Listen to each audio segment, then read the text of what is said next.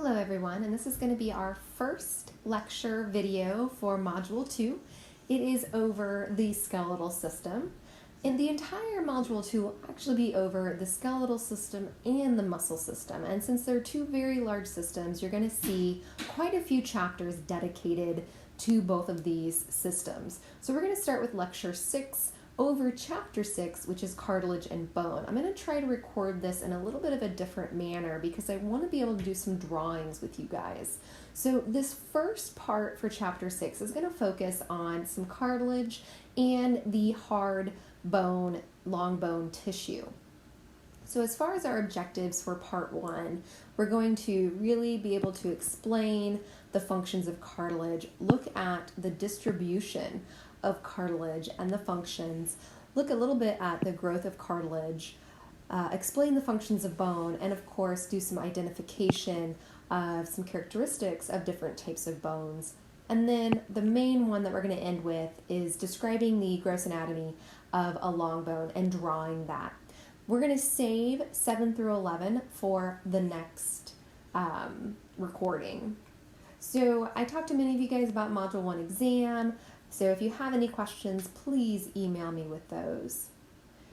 All right, we are jumping into the skeletal system. It is one of our big organ systems. This is a very active system.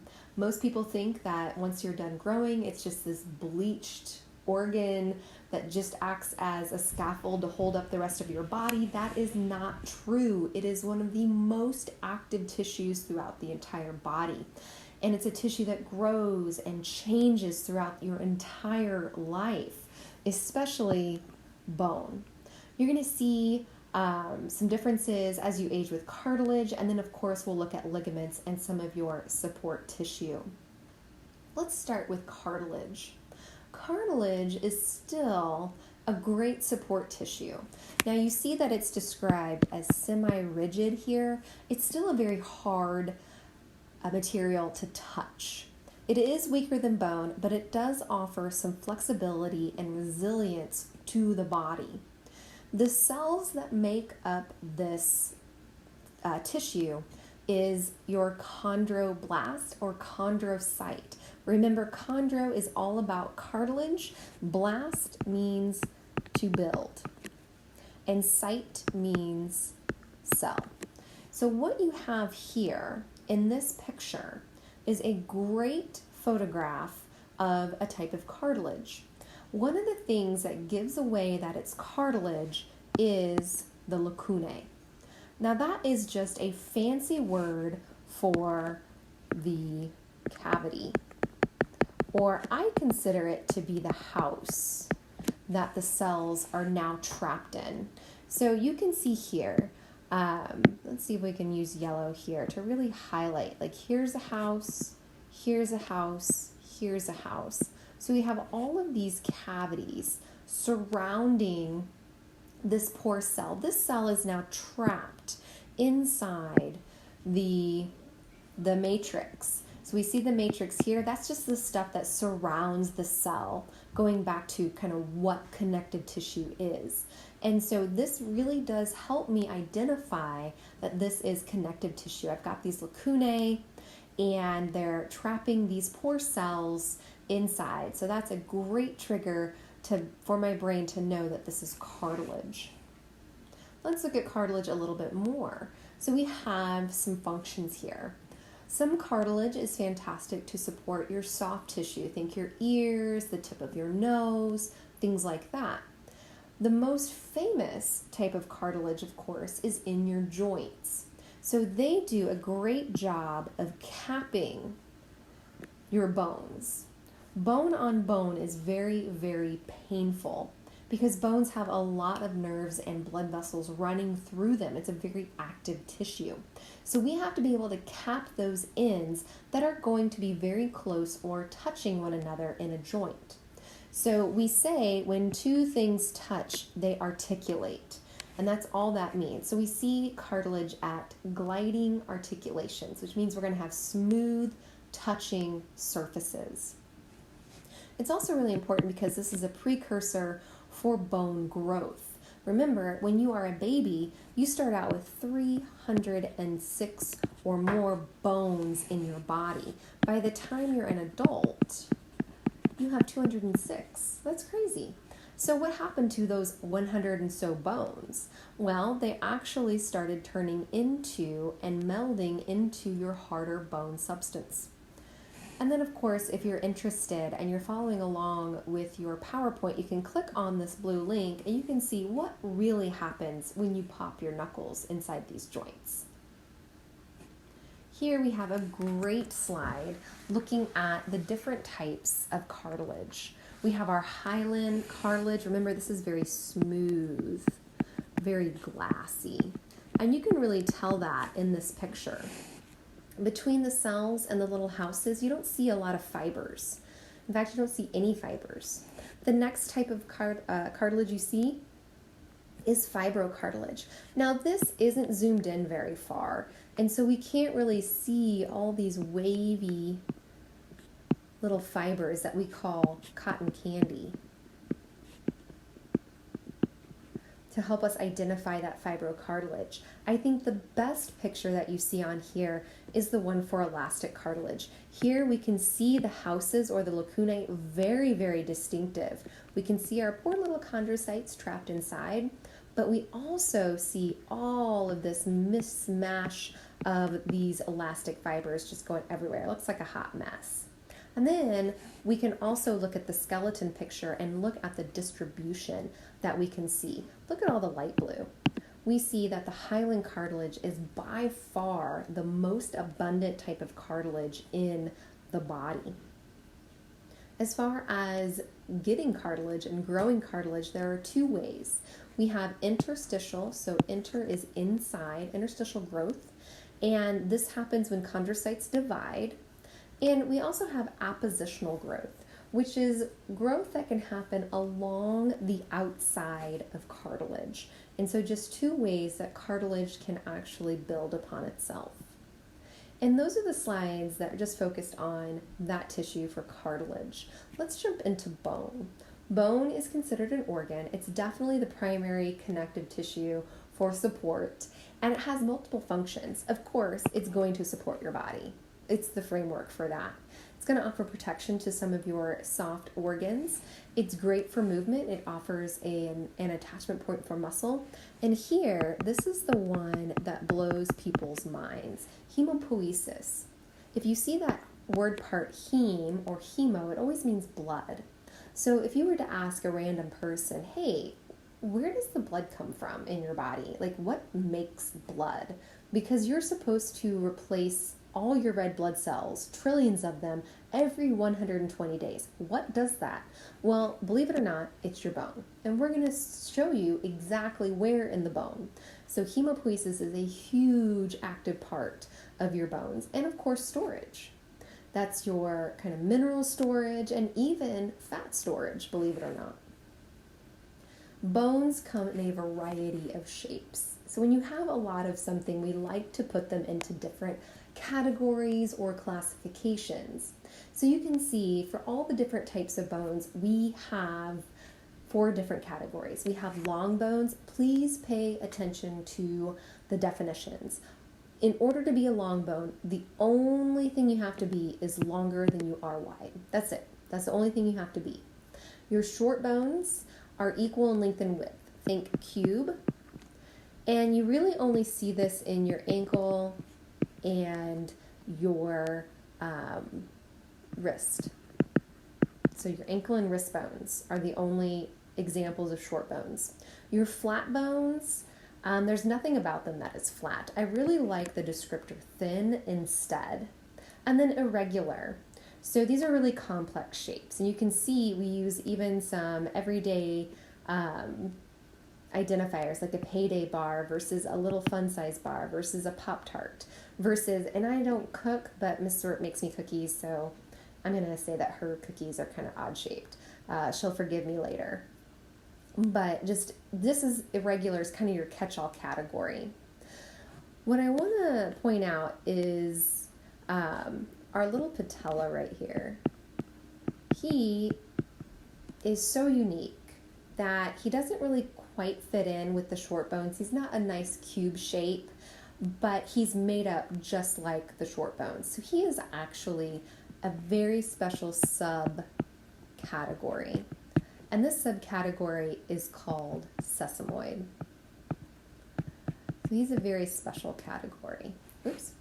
And that is called sesamoid. There's a D that's supposed to go on the end, but I ran out of room. There you go. Sesamoid.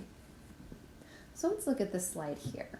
And if I said, okay, identify all the long bones on this slide, you'd be like, okay, well, that's easy. Here's 1, here's 2, here's 3. And you'd be like, all right, I'm done. And I'd be like, no, you missed several. Because the only requirement to be a long bone is that you have to be longer than you are wide.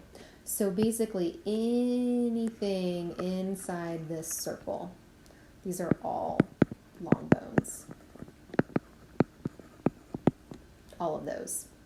That's crazy. But honestly, it's just longer than it is wide. So it's a long bone. So don't just stick to what you see here at the humerus or the femur or any of the famous bones that you know.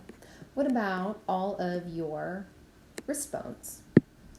This is a great example of the short bones. And you really have to use your imagination when you're thinking about them being cube-shaped or something like that. And then let's look at one that's kind of tricky.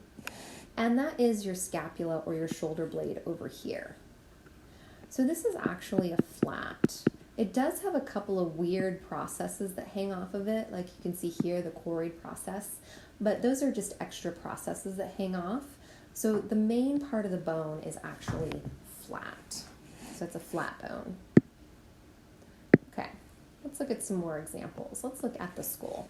So on the skull, anything what I would be considering like the skull cap that's going to really help house the brain. So anything in here.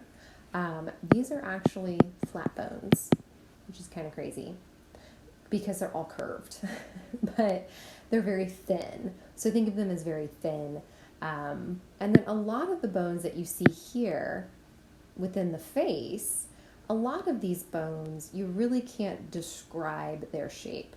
So in class, I talked about like the maxilla and the mandible. I mean, I guess I could say the mandible's kind of like a horseshoe, not really, but kind of.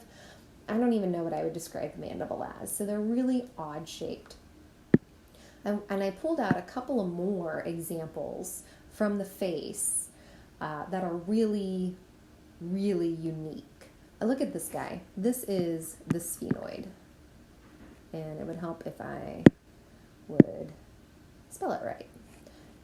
So this is the sphenoid. I call it the butterfly bone. It's one of my favorite bones. And he is just crazy looking. No matter what view they show you, it's a very odd looking bone. And this bone right here is the ethmoid. Again, it's inside your skull. It is what I consider the smelling bone.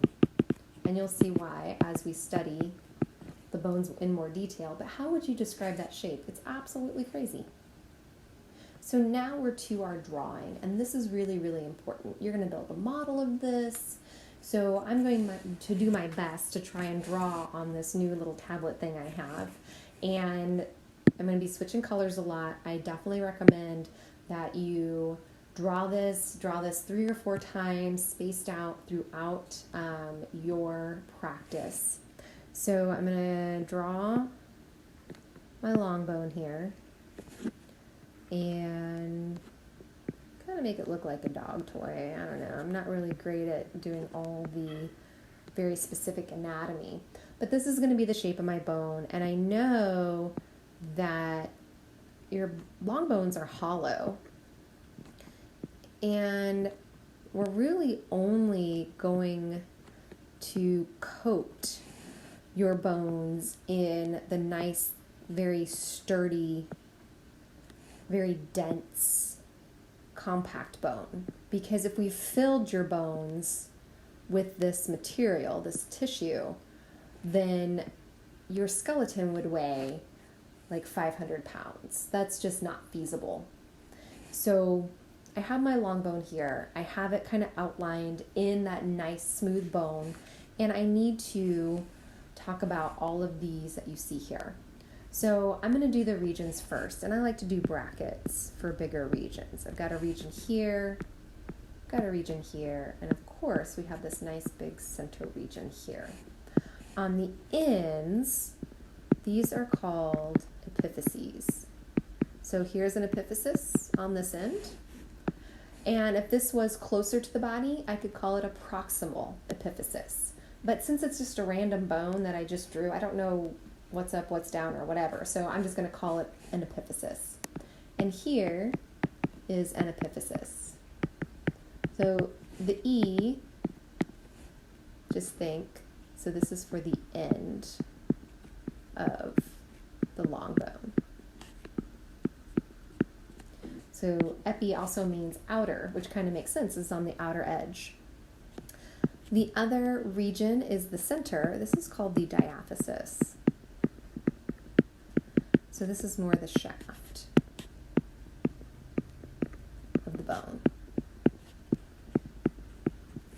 And I've already kind of drew in my tissue. So I've got my compact bone going around the tissue here, or sorry, the long bone. And this is your nice, dense, strong, smooth, oops, I've got my arm there, strong, smooth tissue. Now the other type of tissue that you're going to find in these bones is called spongy, and it's just a bunch of little spicules of bone, and they're kind of arranged in a random pattern. You're going to have lots of air sacs in there to make it nice and light. So this helps fill up the bone, and this is the spongy bone. So this is your spongy. And this is going to help get light and flexible. So we've got our two types of tissue that we're going to find in our bones. Next, we need to protect this bone. So let's look at the protection. I'm going to use my favorite color. My favorite color is purple. And we're going to line it and protect it with this outer layer here. Kind of go to here. Kind of go to here. And so this purple, go down here. This is called the periosteum. You're going to see the word peri a lot. Peri means to surround. So this literally translates to surround the bone. This is a tough connective tissue, CT, that protects and nourishes the bone and nourishes. So we've got this nice protective layer. And since it's so important, we're going to glue it with a really tough glue. And so you're going to see this really nice fibrous glue. I'm going to make it look like a lot of lines going through here. So really nice fibrous glue. Think of it like the Gorilla Glue of the body. And so I'm going to put that over here. This is called Sharpies, or you'll see it called perforating fibers. And this glues the periosteum on. So glue for peri, because I'm out of space. So glue for the periosteum. Notice that it didn't go all the way to the ends. So the ends must have a special lining or special cap. And so I'm going to use blue, and I'm going to put it a little bit thicker, because we really want to protect the ends of the bone, because this is where bones will touch other bones. And we want that to be very comfortable. So this is called articular cartilage. Remember, to articulate means to touch. So articular cartilage. And they will protect the ends. So we're going to say they protect the epiphyse or the epiphysis. So now we have our protection. So what's going on the inside of the bone? So the inside is hollow. We want to make it as light as we can, but you don't just have a ton of air in the body. So I'm using this yellow. Anytime we have a cavity, we're going to line the tissue and protect it. So I've got a cavity inside here. So I got to line it. I got to line this bony tissue, make sure it's protected. So this yellow, let's bring this up here. This is the inner lining, the endosteum. And so this is the lining of the cavity. It's very hard to draw a 3D picture of this. So, I know we'll use this pink here. This whole thing, so I'm going to try to draw a bracket. This whole thing is the medullary cavity. So let's put cavity here. Medullary cavity. It's just the inner cavity. That's what we call it. Medulla means middle, so it's smack dab in the middle of your bone. And it's hollow, and we're going to fill it. We're going to fill it with fat.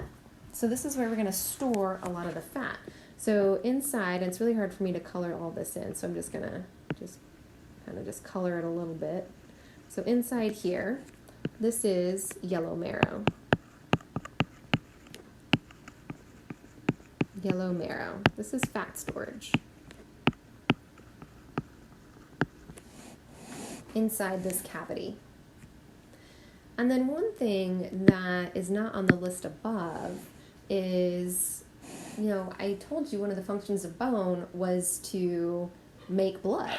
Well, where does that happen? It actually happens in the ends of some of your long bones.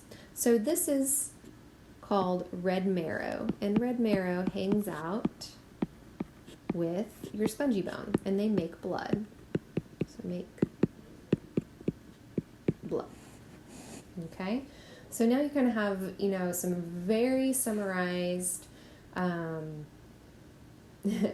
definitions here, and you've got a picture. It got a little messy at the end, but if you were following along, you've got a nice picture that goes through all of the gross anatomy of a long bone. You can use this to help with your model, build your model. And we also have a nice picture down here that really shows you that 3D. So look, here we are peeling away the periosteum, and you can see those Sharpie's fibers, those perforating fibers there. And of course now they can show you the cavity itself, and it would be filled with yellow marrow. So you have this picture as well to look at, and they can show you the up close of the periosteum, some of the spongy bone and what it looks like. And that is where we are going to stop with this lecture for part 1 of chapter